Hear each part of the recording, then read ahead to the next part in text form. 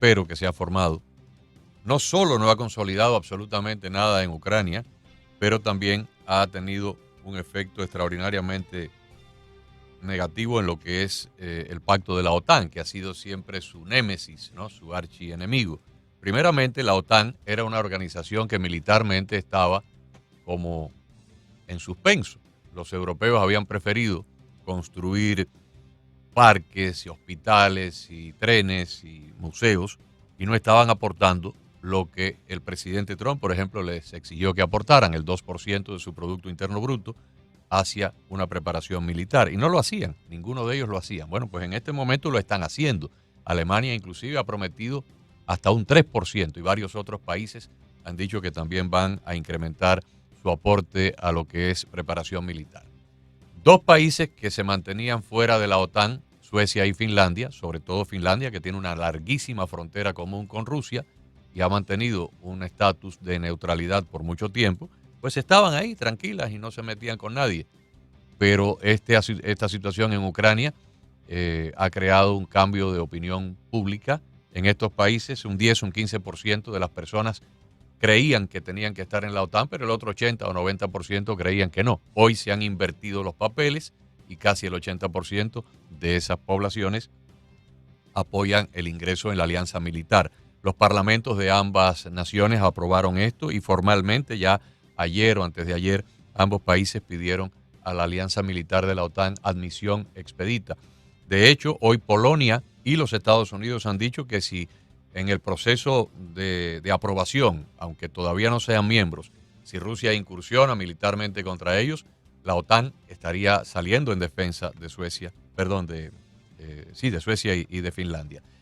Las repercusiones, bueno, Rusia ha anunciado que va a abrir 10 bases militares en la frontera, en territorio ruso, en la frontera con Finlandia, y ya le ha cortado la electricidad y el gas natural que le vendía a los finlandeses, así que tenemos más complicaciones. Ahora los Estados Unidos le empiezan a dar a Ucrania armamento muy sofisticado para destruir barcos en el mar desde tierra, y de hecho hoy el viceministro ucraniano de Defensa ha dicho que Estados Unidos tiene un plan para destruir la flota rusa en el Mar Negro, de manera que se puedan reabrir los puertos y eliminar el bloqueo. O sea que estamos de facto, estamos en combate con Rusia, no estamos poniendo soldados, pero el propósito es degradar y destruir al ejército ruso. Vamos a darle la bienvenida a Daniel Villalón, politólogo, experto en análisis de Europa del Este, experto en negocios internacionales y ha sido director de empresas financieras y energéticas rusas. Hemos leído sus notas periodísticas en elarchivo.com. Bienvenido, Daniel. Buenas tardes. Gusto en tenerte con nosotros de nuevo. Buenas tardes, Karines. Buenas tardes, Agustín. Un gusto hablar con ustedes ahí en Miami. Los saludo aquí desde Buenos Aires. Muchas gracias. Desde la última vez que conversamos, mucho ha cambiado. Estábamos conversando al comienzo de esta operación, al comienzo de esta guerra, cuando la ayuda militar que los aliados le estaban dando a Ucrania era de bajo calibre, era más bien defensiva, pero ya hemos pasado a artillería Howitzer, a los misiles capaces de destruir barcos, artillería de alto vuelo que le están dando los israelíes. O sea, ya con eso sí Ucrania puede cambiar por completo el curso de la guerra. ¿Cómo lo ve usted? Y sobre todo, ¿cómo ve el futuro inmediato, digamos a 60 a 90 días? Agustín, es un poco difícil predecir el futuro con responsabilidad. ¿Recuerdas que la vez pasada tú y yo, seguramente Karines tampoco, imaginaríamos que el mar Báltico se iba a convertir en un lago interno de la OTAN? Así que, y esto ha sucedido en un plazo relativamente corto de tiempo. Es cierto, Putin la verdad que se merece hace varios meses el puesto de empleado del mes de la OTAN. La OTAN que, como vos bien decías, Agustín, estaba prácticamente muy venida menos, había serios problemas para que los países hicieran contribuciones presupuestarias que Estados Unidos pretendía. Hoy en día es una alianza militar activa y que está proveyendo de ayuda logística y militar a Ucrania, y no solamente que la está proveyendo, sino que esas primeras armas están llegando a las primeras líneas de batalla en Ucrania, que seguramente van a tener un impacto en el desenvolvimiento de la guerra en las próximas semanas. Y como vos viste y bien dijiste, el pedido de ingreso a la OTAN de Suecia y de Finlandia fue realmente una sorpresa para muchos, algo que prácticamente nadie esperaba. Tú sabes que para entrar a la OTAN es necesario el voto unánime de los miembros. De momento el problema es el voto de Turquía, que tiene serias diferencias con Suecia.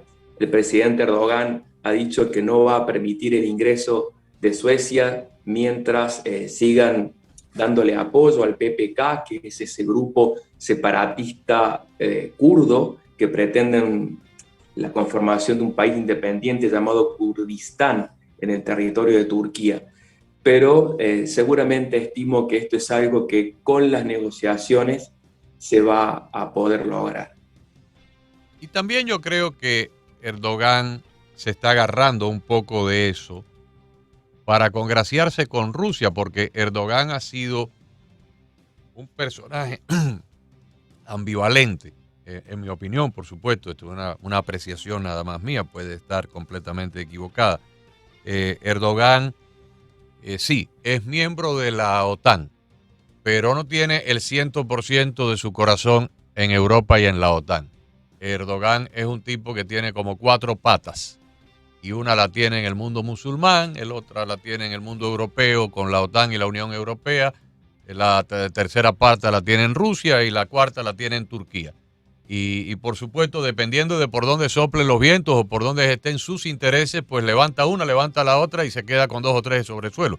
Así que recordemos que cuando se produjo el ataque a las torres en Nueva York por parte de Al Qaeda, esto fue en el 2001, y el presidente Bush ordenó una guerra contra el Talibán, Erdogan no permitió a los soldados americanos incursionar en territorio afgano desde las bases militares de Incirlik en Turquía. Así que con esos socios yo realmente no confío mucho. Sí, es, Agustín, si me permites, un poco más profundo que eso.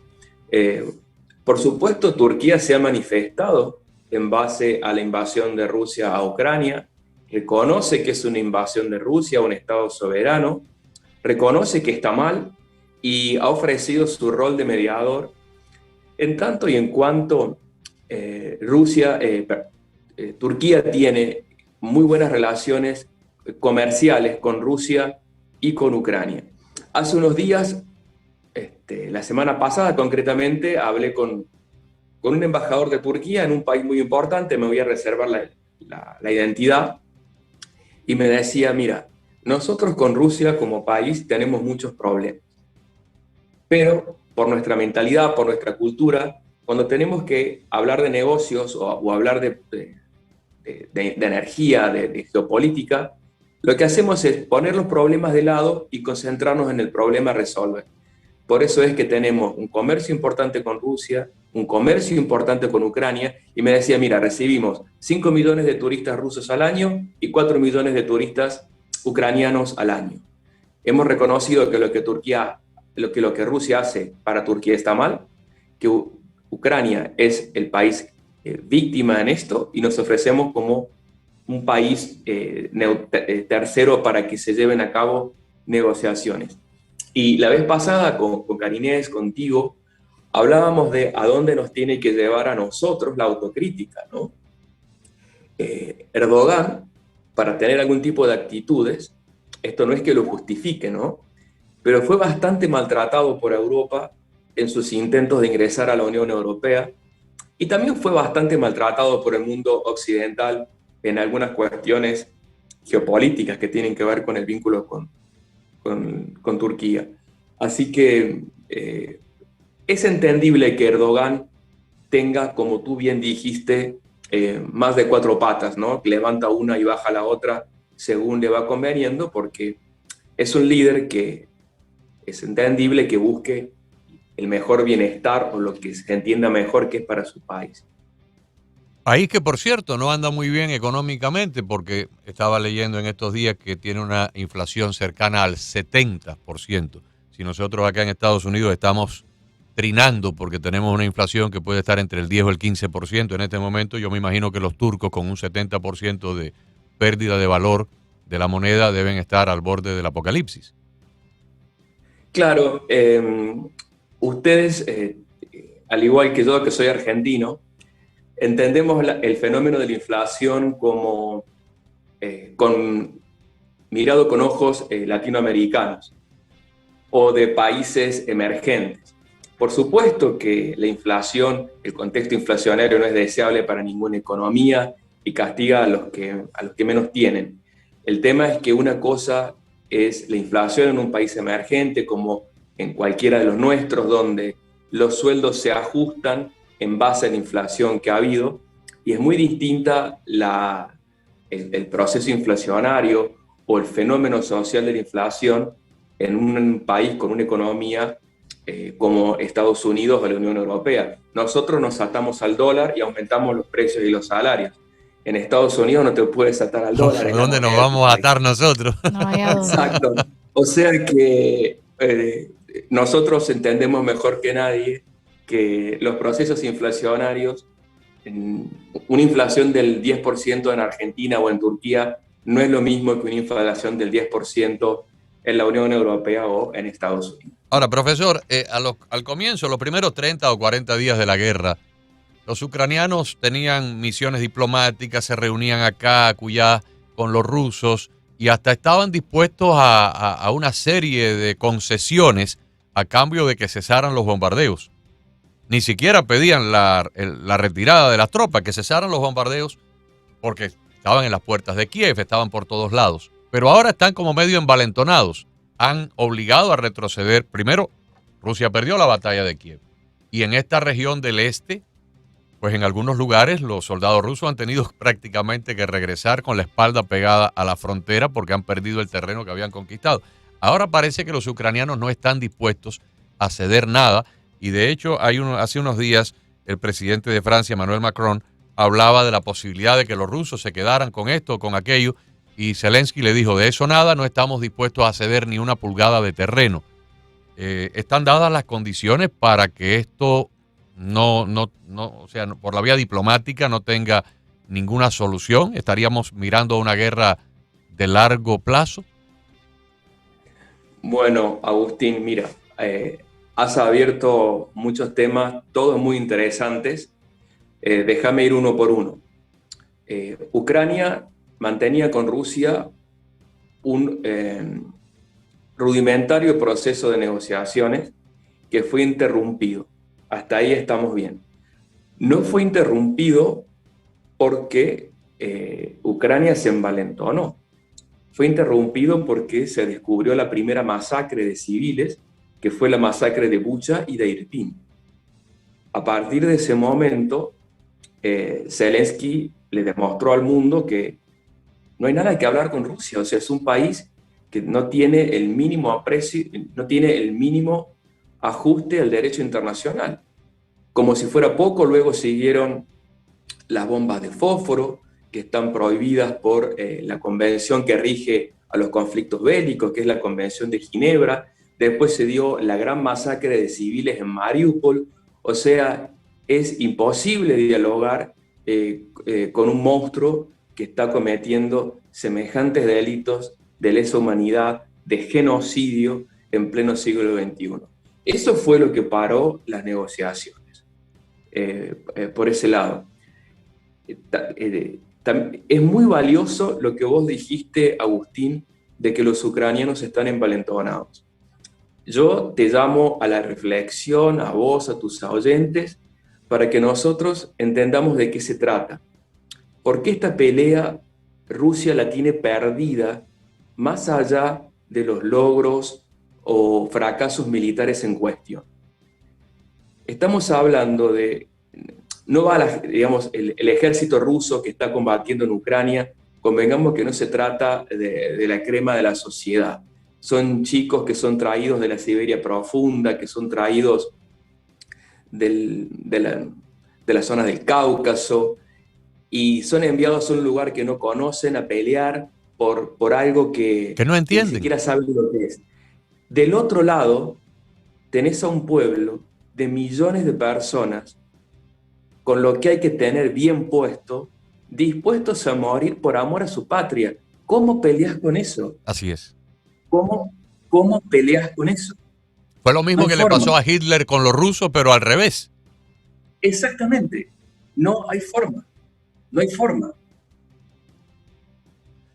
Ahora bien, nos parecería a nosotros que Estados Unidos, Gran Bretaña, algunos de los aliados europeos, unos más que otros, el propio secretario general de la OTAN, se han dado cuenta de las debilidades de Rusia, debilidades de planificación, debilidades de inteligencia, equipos que dejan mucho que desear, tanques que se rompen, logística que falla, las comunicaciones no pueden haber sido más pésimas, los generales tienen que ir al frente de batalla para dar órdenes prácticamente que en persona y los matan, o sea, es un caleidoscopio de errores y de fracasos y de pifias tanto en el orden estratégico como en el orden táctico.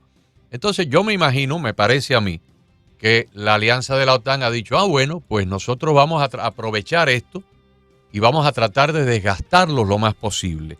Desde su punto de vista, la OTAN está aquí inyectando material bélico para obligar al desgaste, a la degradación del ejército ruso, porque si se degradan y se desgastan en Ucrania, pues por supuesto pierde el potencial ese enemigo, ese archienemigo de los últimos 60 o 70 años. Bien lo decís, Agustín. Otro de los errores fatales de Putin con esto es haber desnudado el mito del famoso supuesto ejército más grande del mundo, ese supuesto ejército más poderoso del mundo, el segundo ejército más poderoso del mundo, según el nivel de autoestima del momento que estos muchachos tenían. El ejército ruso ha demostrado que es poco más que un par de pertrechos viejos, donde vienen esos tanques que se empantanan, camiones blindados, que las cubiertas chinas por ordinarias les explotan, que 4 campesinos de Ucrania con 2 escopetas y una resortera agarran los tanques y adentro cuando los agarran ven que la comida está vencida en el año 2015. Entonces, sin duda, esas imágenes que recorren el mundo de soldados del ejército más poderoso del mundo entrando a gallineros a robar gallinas y huevos para comer. Sí. Hablando por los teléfonos celulares de la red radiofónica, perdón, de la red celular de telefonía de Ucrania, porque las comunicaciones de sus propios sistemas fallaron. Es increíble. Sí. Bueno, a mí, Agustín, si me permites, con la imagen que me quedo, es una que yo publiqué en mis redes sociales alguna vez, que es la de los soldados entrando a los gallineros a robar gallinas y huevos. Nosotros en español tenemos esa expresión, ¿no?, de ladrón de gallinas. Es un ladrón de gallinas cuando queremos calificar a alguien de ladrón de poca monta, ¿no? En eso es lo que ha demostrado el ejército ruso que se ha convertido. Hay que tener en cuenta que ya son casi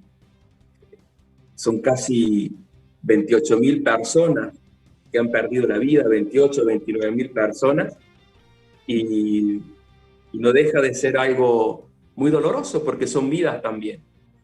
La pérdida de equipos es monumental. Fíjate, Carinés, Agustín, la pérdida que tuvo Rusia en los 10 años de la invasión de Rusia a Afganistán, que fue del 68 al 78, la cantidad total de muertos, la cantidad total de generales muertos, la cantidad total de equipamiento perdido durante 10 años de la guerra se igualó al día 26 de la invasión Rusia a Ucrania. En ese momento, Rusia ya había perdido al día 26 el equivalente, lo mismo que había perdido en 10 años de invasión a Ucrania. La verdad, esto es algo que escapa a la cordura del análisis, escapa al análisis de personas de bien como nosotros, de personas con sentidos de la humanidad, con sentidos de la cordura. Esto realmente el día de mañana escribirán libros sobre estos, más los psiquiatras que los periodistas o los historiadores. Estimado, muchísimas gracias por estar con nosotros. Siempre apreciamos mucho el tiempo que nos dedica y sus valiosas opiniones para ayudarnos a entender un poco más este conflicto. Así que quedamos puestos para la próxima charla. Por favor, tú sabes que ahí en cada tarde, a vos, a Karinés, siempre te lo digo, es el privilegio de una entrevista, de un programa que lo escucho para mí. Así que les dejo un saludo a ustedes aquí desde Buenos Aires, con mucho afecto, y para todos sus oyentes también. Muchas gracias. Un abrazo, Daniel. Un gusto siempre tenerte en el programa, un lujo tenerte en el programa. Daniel Villalón, politólogo, experto en análisis de Europa del Este, experto en negocios internacionales, ha sido director de empresas financieras y energéticas rusas y hemos leído sus notas periodísticas en elarchivo.com, así que lo invitamos a hacerlo también. Gracias, Daniel. Bueno, 4:39, momento de hacer una pausa. Agustina Costa y Karinés Moncada, ya regresamos con más de nuestro programa.